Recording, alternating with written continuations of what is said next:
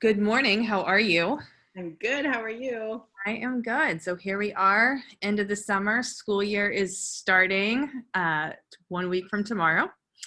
And so we thought we'd get together today to give some suggestions to parents on what they can do to help their kids get ready for this school year. So I know that you've put together some things. And so what do you have for us? Yeah. Well, first I wanted to start with nothing that we discuss is even possible if we're not addressing our needs as parents. It's tough. I mean, this is like the most unexpected, like mind-blowing, I never even imagined could happen in the last 5 months. And I think it's important to acknowledge that, people are being impacted in different ways, physically, emotionally, financially. And now with the school year starting, it's exciting, but then on top of everything else, we have to keep track of our kids' education.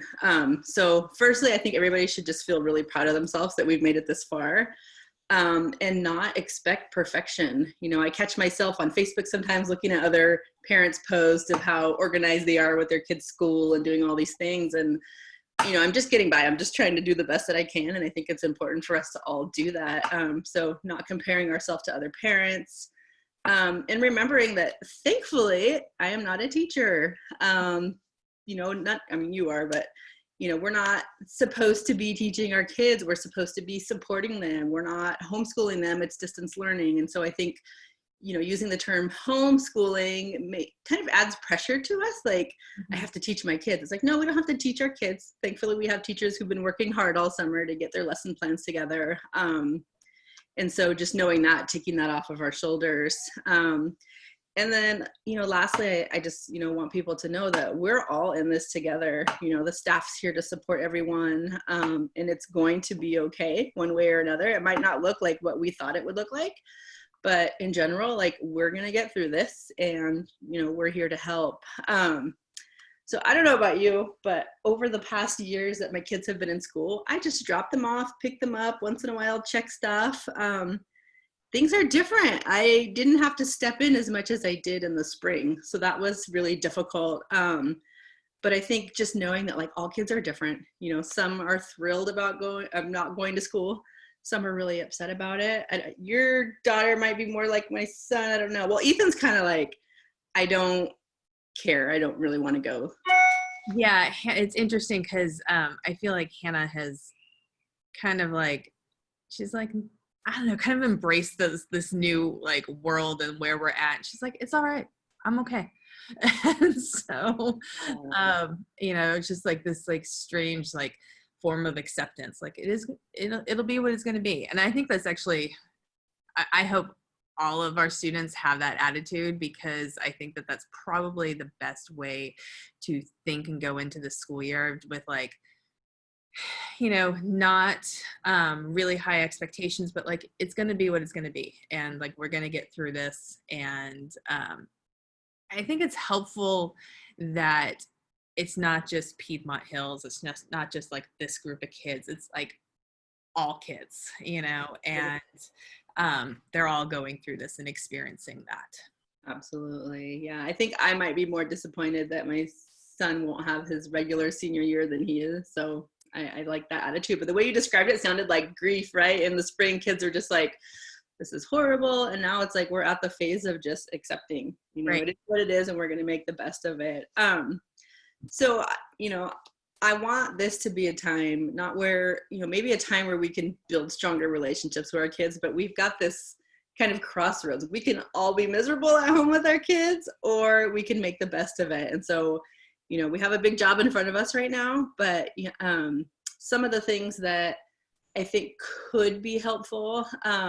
So basically, I'm going to talk a little bit about what I think could be helpful. And then in the event that these things are not helpful and you're having a hard time getting your kid to engage, then we can discuss a little bit about that. But I think setting expectations in the beginning is going to be so important. We have kids, mine especially, who've been playing video games all summer, whose sleep schedules are totally off, and just letting them know this week especially is a great time to get them back on schedule, that, their expectations with your classes and your sleep, and, these are the things we need from you, and setting that up front, because if we don't, it's hard to kind of backtrack. Again, bedtimes is going to be important to get back on track, myself included. I think it's important to find a space. I think like my son feels really good about having a new space for his homework or for his schoolwork. And I think it's gotten him a little bit excited about school. So just trying to kind of make the best of it. I want to make sure that I'm helping my kids find balance. It's not just about school. And, a lot of times students feel pressured that my parents are just kind of droning me on grades, but remembering that they're a whole person, right? So we have to take care of their emotions, the physical part, mental, and making sure that they get out and are still socializing with their friends. So I think more than us teaching them, it's going to be about helping them find that balance. And I don't know about you, but my kids are not very social. So the only way they socialize right now is on Fortnite. So I've kind of had to pick my battles and kind of let that go. What about you? How do your kids socialize through this? Well, Hannah doesn't really play video games, so I don't have that. I don't know many high school girls that are, I don't know, maybe some of them do. A couple. Yeah, I shouldn't say, because maybe some of them do. My daughter does not. So, she's still FaceTiming and talking to her friends. Snapchat is big. So yeah, I mean, she's definitely socializing with her friends like that. I think Nathan is more like your kids, he's getting his through Fortnite. Right. And you're right. We just have to let that go because there's not a lot of options out there right now.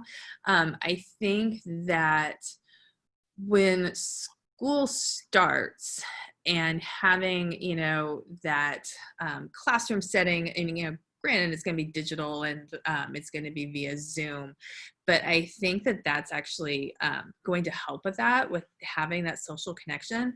And one thing I want to do is put in a little pitch because in the spring, I think a lot of students were, kind of like, okay, I'm going to get on the Zoom, but I'm going to have the camera off.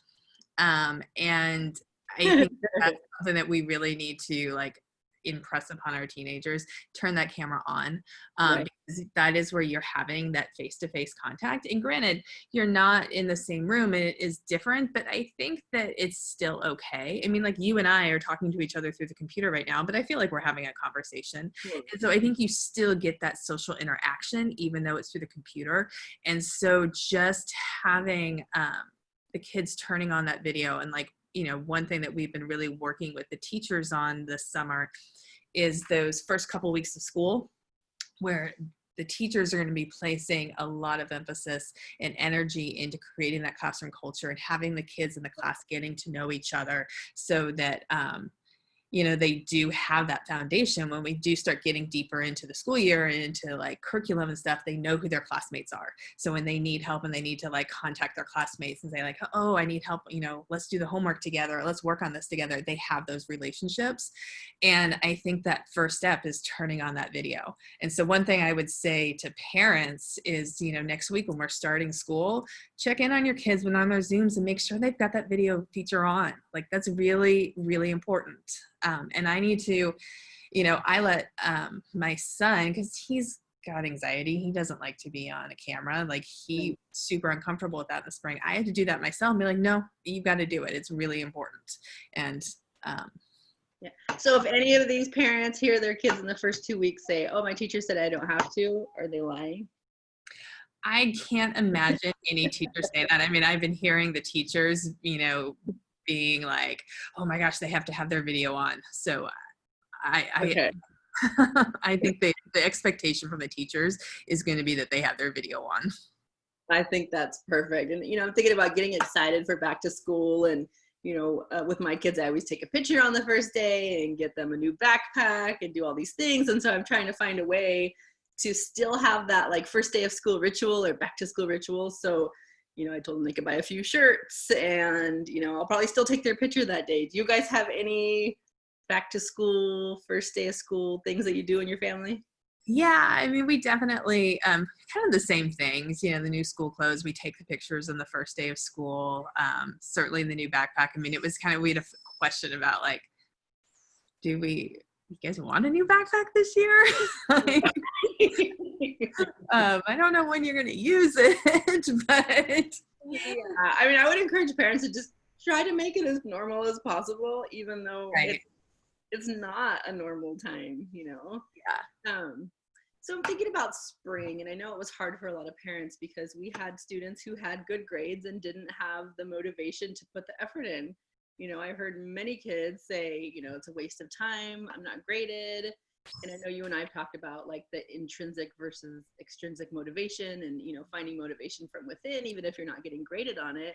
But I think what's good is that that's going to be different this year and there's going to be higher expectations. But just remembering that, you know, we were all in crisis mode at that time and some of us still might be. And so just being maybe a little more patient with ourselves, with our kids.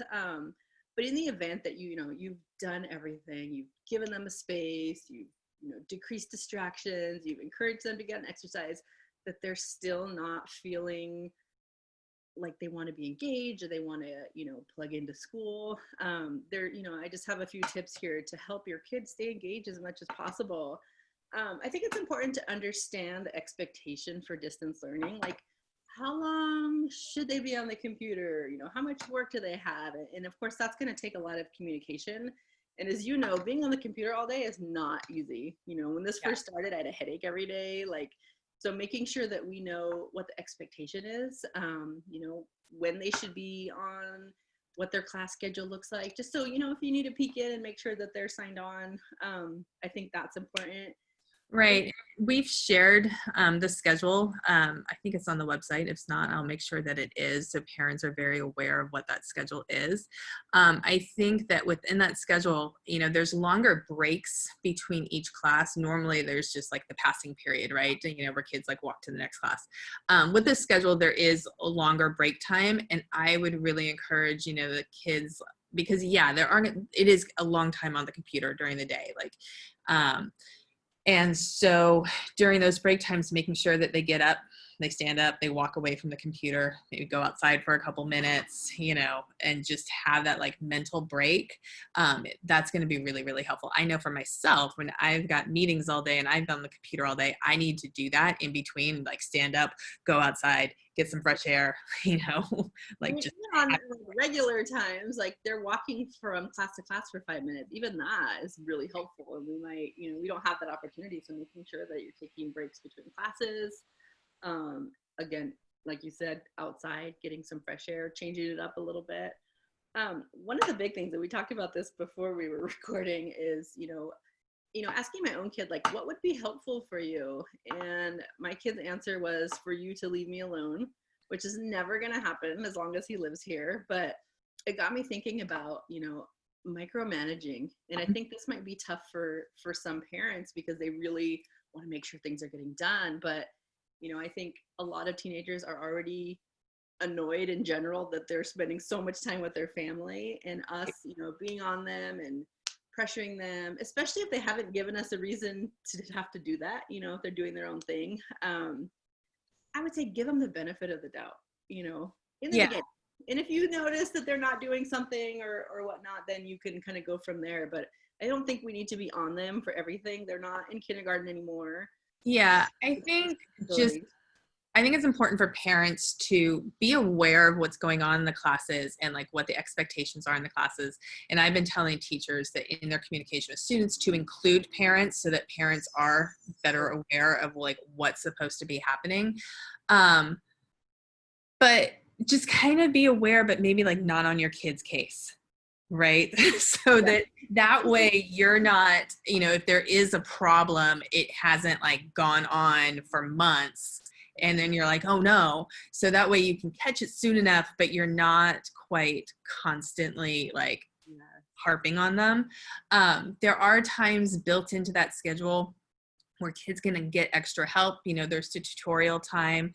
And so if they aren't on their own, reaching out to the teacher, maybe, you're gently suggesting like, hey, you're struggling in this class, use that tutorial time to reach out to the teacher.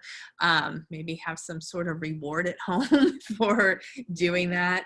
The Wednesdays, there aren't classes on Wednesdays. And so that's naturally built in as a catch-up day. And so if you're seeing, um, your kid that they are getting behind their classes, maybe like that's not a day where they just get to sleep in and do whatever they want. Like they're actually still working, like that's a catch-up day. And so I think planning that into the kids' schedule of like, how do they use those Wednesdays and how do they use that tutorial time to their advantage is going to be really important. I mean, and I hear you like what your son said. I mean, my daughter, said virtually the same thing to me, where she was just like, Mom, if you like tell me to do something, I just don't want to do it. And I'm like, well, I not always helpful. that. Hey, one of the things when he will engage in conversation with me is when I know the names of the teachers and, what they're doing in class. And we'll just talk about it very lightly and not make it like a demand or make it, we all need our sanity through this, and fighting with our kids all day about school is not going to get us there. So just, Yeah. And I think one thing for parents and for the students to keep in mind, and like why the fall is going to be different than the spring. First off, there's going to be a lot more structure within the classes and like what the teachers are doing. But then also we aren't going to have the grade floor anymore. I think in the spring, and there was a lot of really great reasons for the grade floor, and I was totally in support of it. But what it did was kids that had good grades, it did take that motivation away. That's not the case now. This is a regular school year. They have regular grades and regular grading expectations. And so, a lot of our students are motivated by grades. They do want to, keep their grades up and, get good grades. And so they're going to have to keep up with school and do school. It's just going to be, like same as a normal school year where kids are falling behind and maybe they're not quite as motivated, finding ways to motivate them. It is the same thing, but I'm already stressing about it. No, I'm going to relax. I'm not, I don't want to demand perfection this year. Again, like just doing the best that we can do. And I know that when I press my kids and really want them to do well, like you said, they don't want to do it if we want them to do it. So, my goal this year, and one thing I would encourage parents to do is just, reinforce with positivity. If you walk in their room and you see them doing what, they're supposed to be doing, saying something positive. I think as parents, sometimes we're so inclined to just kind of nag and push and they shut us out. And we don't, especially right now in such an isolating time, we don't need our kids to shut us out right now. So if we can just be positive, highlight what they're doing well, make comments. We don't realize how important it is for kids to hear that they're doing well from their parents. They would never tell us that it's amazing, but I hear from students all the time that are like, my mom said she was proud of me today, and I can't remember the last time she ever said that, and it felt really good. Mm-hmm. And so our words are powerful, and if we can just, try, which is difficult in a really difficult time, but really try to be as positive as we can, that energy is very contagious. Absolutely. So, and I would give specific examples as they're doing right. That was really awesome that you got up early today and you got your stuff done or whatnot. Again, like all these kind of tips, sometimes they work, sometimes they don't. Sometimes we need a higher level of intervention. And one thing I want to reassure parents is like, again, we're all in this together. We're here to help. This might be a year where you're communicating more with staff, support staff, teachers than you've ever been. The advisors, myself, teachers, having conversations, getting strategies, like that's what we're here for. You'll never be bothering us. Yeah. Or if it's even more intense where, they need to refer their student to me, as a social worker, I'm going to spend a lot of time talking to kids who are just really struggling with finding motivation and not being depressed, being, stuck at home and things like that. And so just knowing like this is not a weight for a parent to carry alone. We're all in this together and we're here, to support. And sometimes kids prefer to listen to adults that are not the parent. So that's what we're all here for. Absolutely. 100% agree. So I'm hopeful for a good year. Yeah. it's going to come with its challenges, but I think we're all, going to pull together and make it out of this, maybe with some good lessons learned. Yeah. I mean, I think, we're a week out. I think you mentioned it earlier on the sleep schedule. I guess that's more like telling myself this because I'm looking at my kids' sleep schedule right now. I'm like, oh, and I thought I had fixed it, and then now they're slipping back. And so I'm like, making sure that they're going to bed, at a normal hour. Be reasonable, but and the school day does start a little later this year because it does start at 8:30, so that's great. They don't have to get up and like drive to school, so maybe they're sleeping till 8 o'clock, which is actually probably a lot later than most kids were sleeping on a normal basis. So hopefully that's an advantage, that they're getting a little bit more sleep, but making sure that they're getting like hopefully they're not thinking they could go to bed later because of it. right. So I think, figuring out like, okay, 8, 9 hours, what time do you have to go to bed? And like, having like good sleep routines. We talked about that in the spring and just how beneficial it is for them. And, that I think, we talked about having, an area in the house for them, that's theirs, like that's where they do their schoolwork. And even if you're having to like create a section of the house that's like a study area that's like not normally something that happens in that area of the house, like you're making a sacrifice right now, like, and you're doing that. I think we're all, after working from home, I think most of us were like, just in our dining rooms. And now we're like, no, I need something that's a little bit more like permanent. And yeah, definitely. I mean, I had papers scattered everywhere. And so now one of our desks is in the dining room. And I was kind of not happy about it because it doesn't look that nice. But when I saw my youngest sit there in his new like desk and, felt like this is my workspace, then I was okay with it. So yeah. Got to do what we got to do. Yeah, I think that that's actually a really important, like just setting that, just that area of like, okay, this is your workspace and like this is work, because when they go to school, right, they have workspaces at school, like it's a different environment. And I think creating that within the house as much as possible is helpful. Yeah. And I like the idea of cameras on, because then my children might get up earlier and brush their teeth and brush their hair and do all that stuff. I already told them I don't want them, showing up with bedhead, because you are more productive when you're dressed. You feel right. like you're in that mood. Absolutely. I think that that's, just getting up, even though you're not leaving the house, like you change your clothes, you like get dressed for the day. That's just like such a psychological, like, okay, I am ready. And I'm, like I'm in a different frame of mind now than I was if I'm just hanging out at home.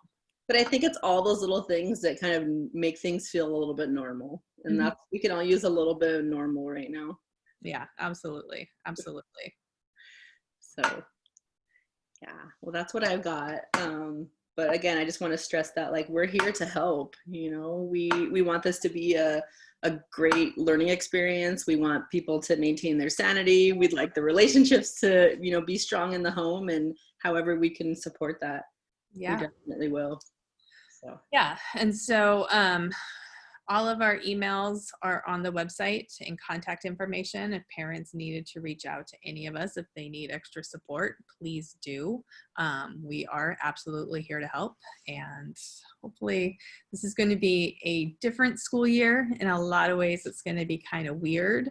I think we're all hopeful that by the end of the school year, maybe we're more back to normal. But we're going to, as a school, do everything we can to make this school year be successful and memorable and enjoyable, and have it be something that, they'll all get to tell their kids like, well, there was that year where we all had to stay home. And their kids will feel jealous, but yeah, no. All right. Well. All right. Thank you. Thank you. Have a good rest of your week. Yeah, absolutely.